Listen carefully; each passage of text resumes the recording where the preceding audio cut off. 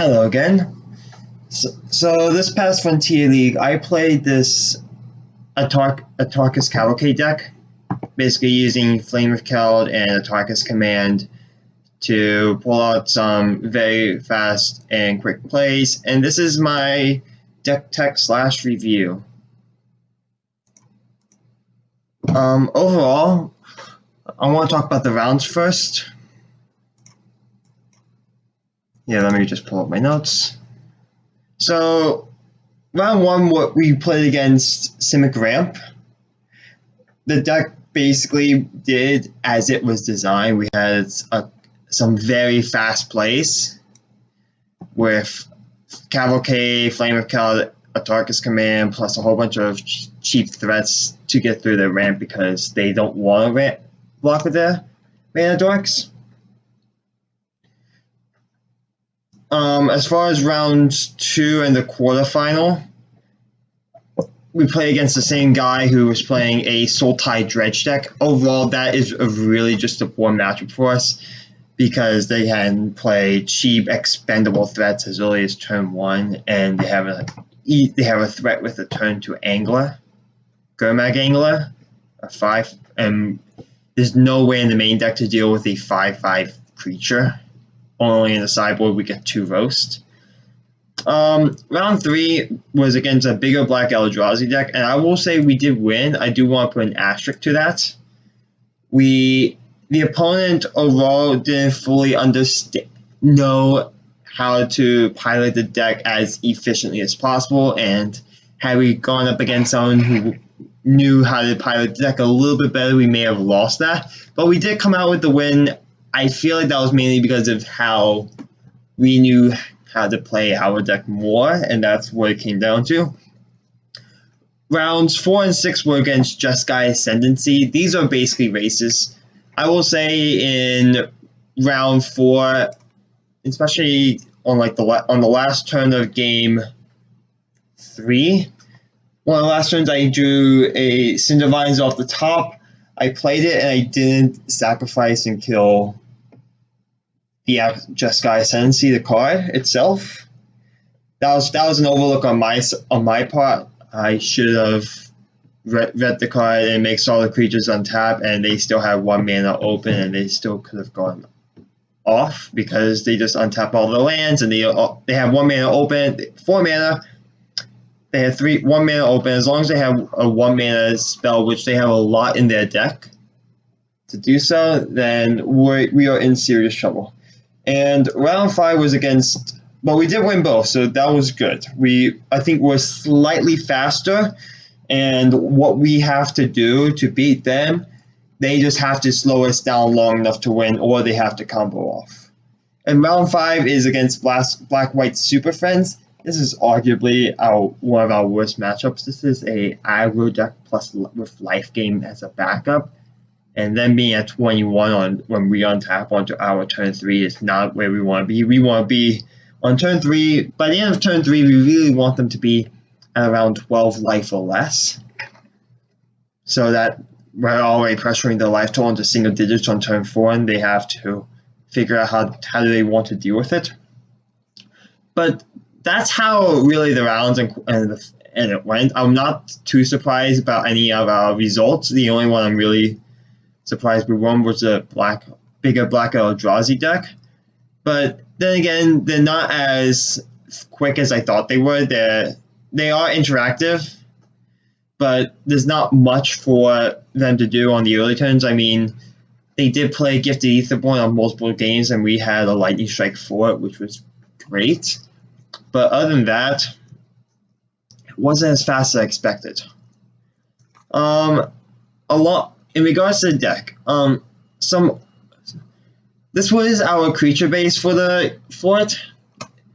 We had lots of 1-drops, 4, 8, 12, 18 1-drops, 3 2-drops, and 2 3-drops. Overall, I was relatively pleased. Some overperformers are Chandra Spitfire and Bomac Courier. Bomac Courier because it's a threat that draws us cards, and if they don't deal with it, we're going to draw a fresh hand when we have practically nothing in our hand. There's a couple games where I didn't leave up mana to do this, and we got punished. So yeah. In regards to Shine of Spitfire, we didn't see much of it throughout all the rounds, but we did see it for sure do its work in Cynic Ramp, and that was beautiful of what it did. And when we comboed off with all the Cavalcade triggers, I think it has, going into future builds of this deck, I think you can definitely fit 3 in. You may have to go up a land, but I think it's well worth the cost. Having evasive creature with flying is really good, and then the non-combat damage with Cavalcade and Atarka's Command and maybe even Lightning Strike or Fanatical Firebrand, it can just pump it a lot. Some underperformance from the deck. Really, the two main ones were Goblin Instigator and Village Messenger. Goblin Instigator, yes, it makes 2 1/1 bodies, but they're just vanilla creatures, and neither of them have haste. So I'm going to look into and see how we can use these slots better. And Village Messenger, this was really a metagame call. I thought the format as a whole would be a lot slower so we can get the flip off into the 2/2 menace part on turn 2, but I think if you want to do that, we want to run 4 copies of it, and it's arguably our weakest 1-drop in the entire deck, because most of the time it's just going to stay as a 1/1 haste with 0 abilities, unless we're passing on our turn and then it flips into a 2/2, and then it flips back on our opponent's turn. As far as the other creatures, Tin Street, Fanatical Firebrand, Grim Initiate. Of these 3, Fanatical Firebrand was the best of the 3. It's a 1/1 haste, and we can sacrifice to deal 1 damage to something. We saw in the Cynic Ramp game, for example, we attacked, they blocked, and then I Fanatical Firebrand and killed it. I thought that was a really good trade. This is also just some extra damage to lose life that we don't have to attack into if we want to turn on Spectacle. Grim Initiate, it was okay, honestly. We could have maybe have done something different, but I felt like having 3 copies of a recursive threat because of the death effect was going to be very useful, and the first strike was going to be decent against some decks to make it not want to block, but most decks typically have 2 or more toughness creatures. But the first strike I felt like was enough to make it playable in our deck. And then Tin Street, I play this as a 4th because A, it has haste, like every other 4 in our deck. And the ability was, I was hoping for it to be a lot more useful than it was. It was good in some portions, but I don't think we activated a lot because we were just trying to dump our hand as quickly as possible with other threats. So those were really our creatures. Village Messenger, Goblin Skater, maybe even Grim Initiate and Tin Street are all like cards we can work with. I felt like Bomac Curry, Fanatical Firebrand, you have to have a 4 if they're just too solid of a creature. And then Chandra Spitfire, it's just really good. It's a good threat.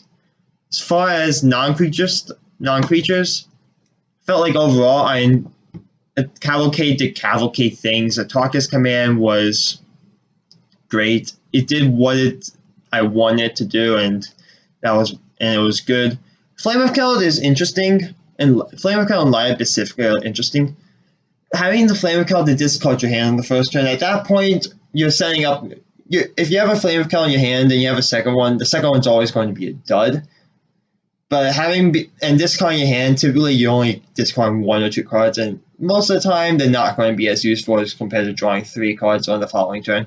And even with the ultimate, it's great. And even if we draw a second Flame of Keld off of the first one, off of the first 3 cards, we just play our hand again, and then we play a Flame of Keld again to get double Flame of Keld ultimates on back-to-back turns, which can be backbreaking, especially when we dump our hand on one turn, we Flame of Keld, and then second turn we draw 2 additional cards plus the extra 2 damage is great. Light Up the Stage is good. We saw in, I think, round 6 of Atarka's Command and Jeskai in game 2, the one we lost, we were running short on lands and we really needed to hit a land, and we hit double Atarka's Command instead. That was a game where, had we played it differently, we could have won in 2 turns instead, had we just gone like Cavalcade and then swung. And it can definitely be tinkered at, but I do like the 3 copies, which this in all gives us 11 copies of card advantage, whether it be Light Up, Flame of Kill, or actually Bowman Courier. Bowman Courier being arguably our best. Then we have 3 copies of Lightning Strike. This can be maybe exchanged for possibly Skew the Critics if we can get in enough damage as quickly as possible. But sometimes the instant speed Lightning Strike is going to be great.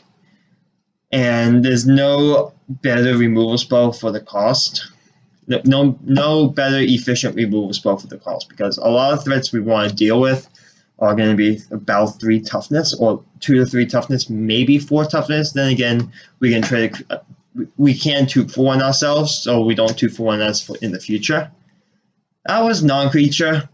I was relatively happy with our numbers. Maybe we can adjust the live stage in that spot. Maybe play risk factor if we really want to go up that high, or something along those lines.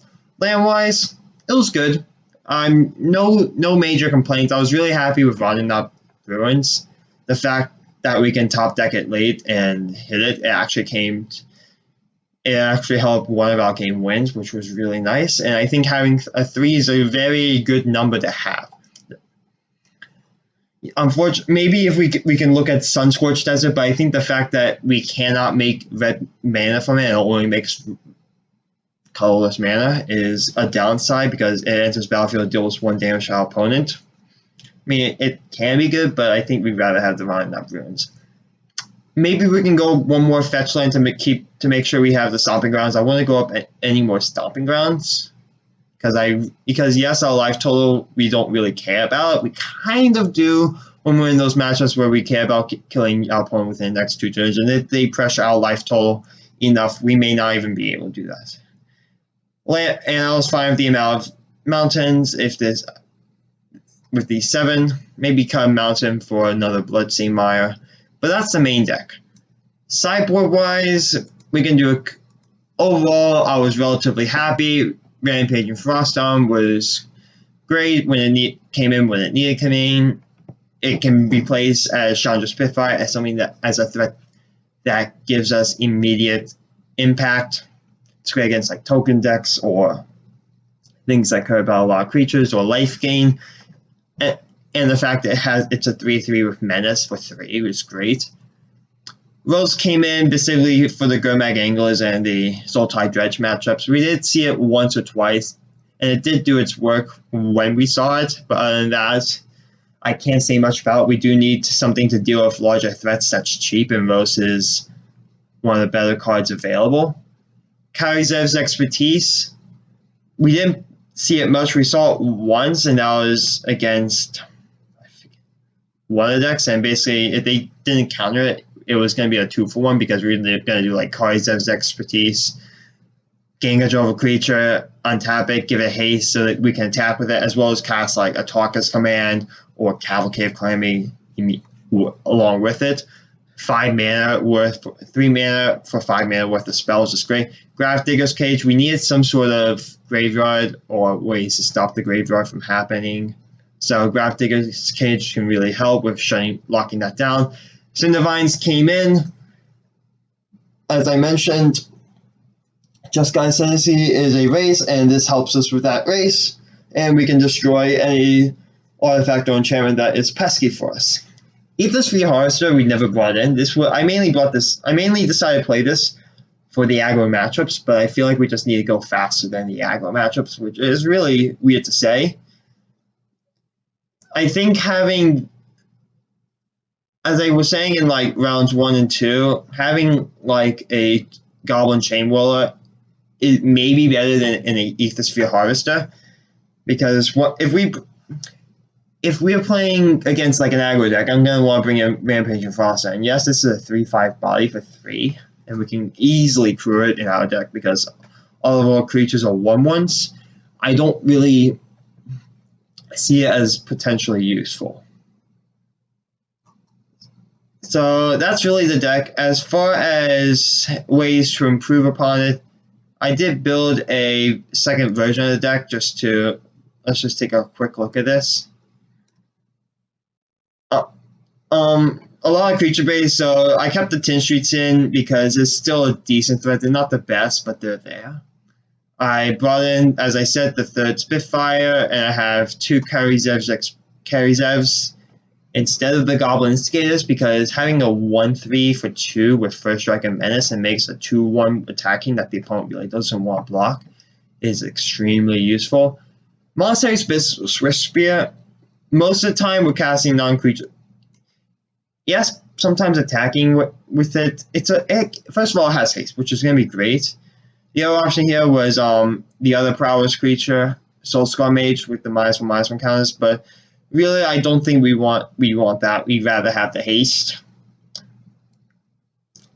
And we have 20 spells to improve it. And as far as sideboard, we also had 2 open slots, so we were able to add in Chandra, Allocate a Flame, and because of that, we added in a 20th land by adding in one more fetch land, which I haven't done in this deck yet, but we cut a mountain and put in a Bloodstained Mire. That's really what we did. We kept the 3 lightning strikes. I do like the 3 lightning strikes. I like all the other numbers for a non-creature. Creature-wise, Karizev's great, Monastery Swift Spear. For casting a non-creature spell, it's either going to be a Flame of Kel post-main, Chandra for pre-combat, Cavalcade pre, Atarka's command during, live stage after, lightning strike during our opponent's turn. So it has usefulness everywhere. I'm fine with that. Tin Streets, it's not as good as it says, so I just dropped it to 3. I still think it's one of the better 1/1 haste options as of right now.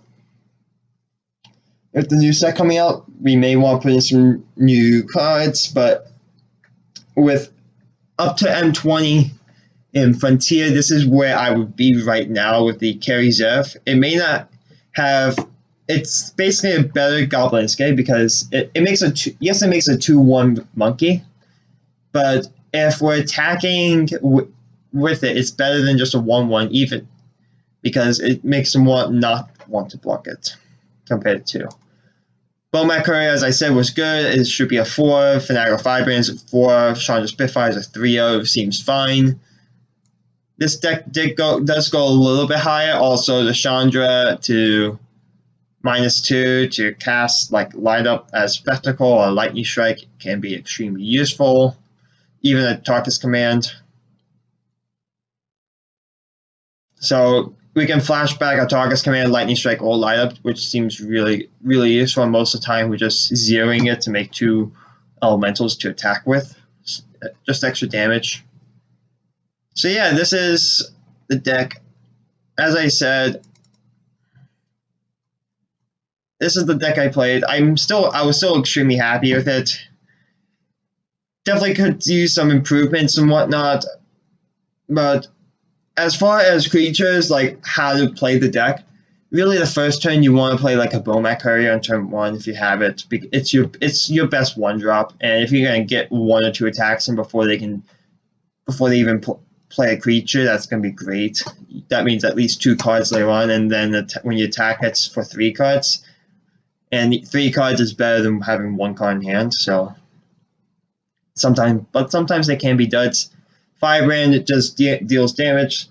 Turn 3 is typically where you want to play like Chandra Spitfire, like 2 creatures to set up for turn 4. Turn 4 is really where you want to get the kill. If you have Cavalcade plus ACOM, Atarka's command, that's where you want to do it. You just want to play like 2 spells on.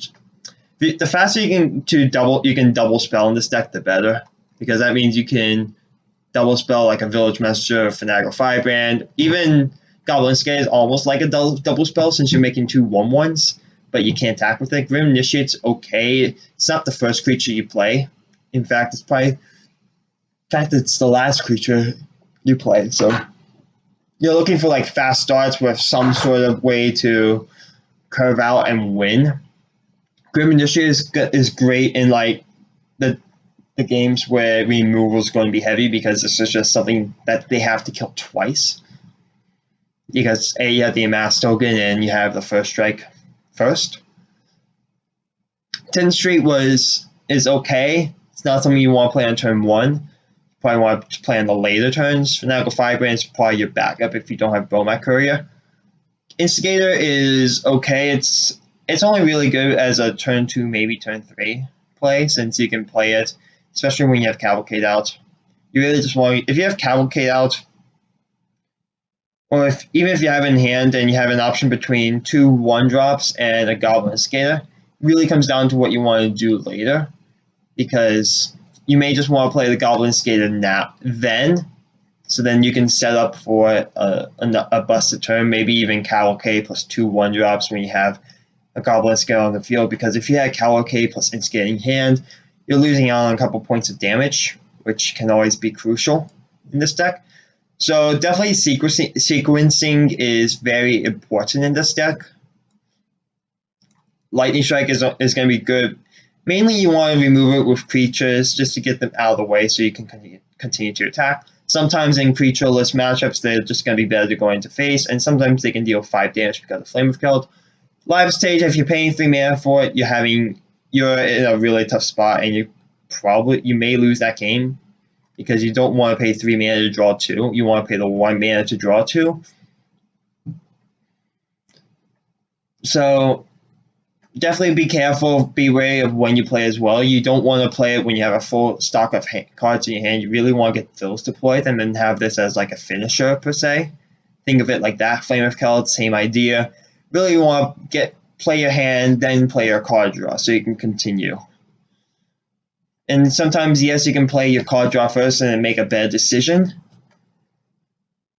But I would try to play my hand, then try to refill my hand to continue, because by then they have to deal with so many threats, and if you're drawing cards, you're slowing yourself down. Atarka's Command, typically you always want to do the 3 damage plus your creatures get +1/+1 and reach. Reach can be a hidden thing and really doesn't matter in this deck unless you're like playing against spirits. Even then, it can be great. If you're not playing the damage or the +1/+1, you typically are playing either the life gain to stop the life gain for a turn, so you can have a chance of killing your opponent that turn or the turn after, or you're putting a land, or the least likely option is you're putting a land from your hand onto the battlefield, because there's not many lands you want to put onto play. Maybe around up runes, but then again, you're paying 2 mana and you need 5 mana for that total. So you need 7 mana already, and at that point, you're flooding out and having issues, and it's already late game. Unless your opponent has stabilized at 2 or 3 life, it really doesn't matter. There was one game where we had a double Atarka's Command or Atarka's Command plus something or just by itself, where we just had the game wrapped up. We were just waiting for our opponent to just do something, and then we would win. So yeah, that is the deck. Just be careful on your sequencing. And if you really want to build this as of right now, I would definitely go with this build here with the 4 Bowmat, 3 Spitfire, 4 Fanatical, 2 Carry Zevs, 4 Monastery Swift Spears. Because also it's a 1/2, it's a 1/2 with haste and prowess, so it can be like maybe a 2/3, or it can easily, if you cast the Atarka's Command with this, it becomes a 3/4, and it's already dealt 1 damage because of Cavalcade if that's already out. So this can pump up to a really massive threat. And then we have Tin Street, which is okay, 3 copies of that. As far as spells, you want to play. You want 4 Atarka's Command. You want 4 Cavalcade of Calamity. That's a must include. As far as card draw, you're looking for about, if you play Bowmat Courier, you're probably looking at about 7 other ways to draw cards, and for me, that's 4 Flame of Keld, 3 Lineup. They're cheap cards that just draw. They're cheap cards to draw your cards, and Flame of Keld, it may be slow but has high upside. Chandra, 2 copies of Chandra Allocated Flame. I haven't really played Chandra Allocated Flame in this version of aggro before, so it would be extremely interesting. And then 3 Lightning Strike for removal. Land-wise, 3 Bloodstain plus 4 Wooded Foothills as the fetchers to fetch up 3 Stomping Grounds. And then, if I'm not mistaken, 7 Mountains and 3 Rounding Up Runes. And sideboard-wise, for this deck, I did forget to mention, but I did cut Aethersphere Harvester for Goblin Chainwhirler. I just feel like there's certain matchups where dealing the extra 1 damage on turn 3 to every other creature in my opponent's control, especially like the Simic Ramp deck, or Black-White, maybe, or even Sultai Dredge, can be really critical at some points. So, or even against aggro, but aggro is a weird matchup for us because we're trying to out-aggro itself, and typically we aren't really able to since they have a little bit more interaction, they care, and they have main deck Chainwhirler as well, so main deck Chainwhirler arguably kills us. We're not going to win games with that unless they're like super low and we can deal with it. Other games we won't win is if they board wipe us, we're unfavored to win, probably about 45% compared to their 55% to win. They have a second one, we're probably not going to win because at that point we are out of gas. We're out of cards in hand and we have no creatures on the field to save us from the first board wipe. So this is what I would play as of right now. It's an extremely fun deck to play, especially when you get those combo turns. That's really the fun part about the deck, just being able to kill them on turn 4 with more than 20 damage, and there's not much they can do. Like, double Cavalcade plus Spitfire is stupid, especially when you only have 3 creatures out and one of them Spitfire. So that's the deck. Thank you all so much for watching, and I will see you next time.